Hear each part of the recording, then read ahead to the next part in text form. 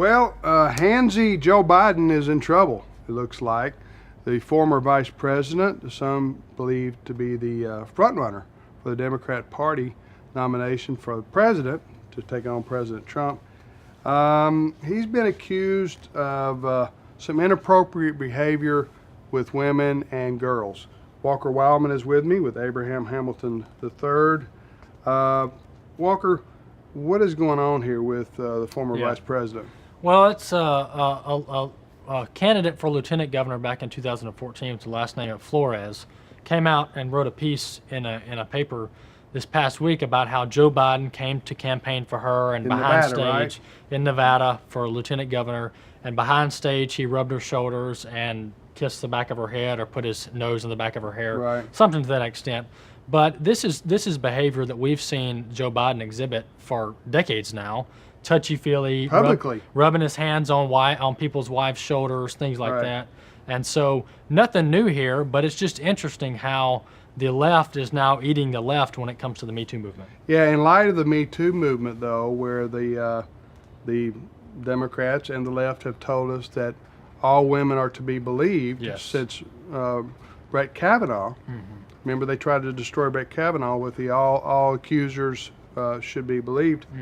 Well, now they want to say, Abe, wait a minute.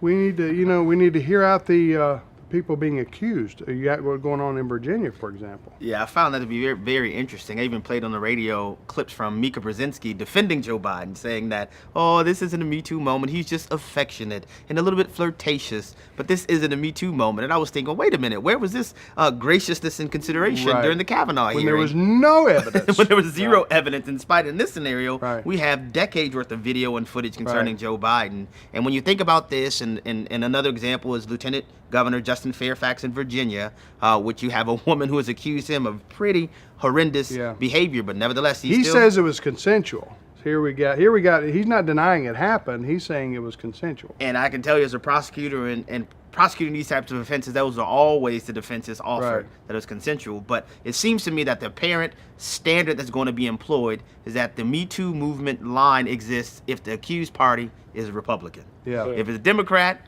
we get a little bit gray there, but if it's a Republican, believe the woman.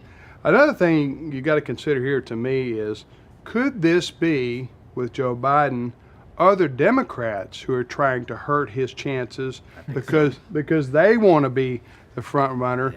That's why this woman, herself a Democrat and Bernie Sanders fan, a lieutenant governor candidate out in Nevada, waits, 4 or 5 years? 5 years. Before she comes forth with this accusation. There's a second woman now, too, in Connecticut. That he touched her, that he touched them inappropriately. So I think that's it. That's what's going on here. But it is funny to watch the left eat the left. And the Me Too movement is backfiring on the Democrats to a certain extent. We'll see you next time on Reason and Company.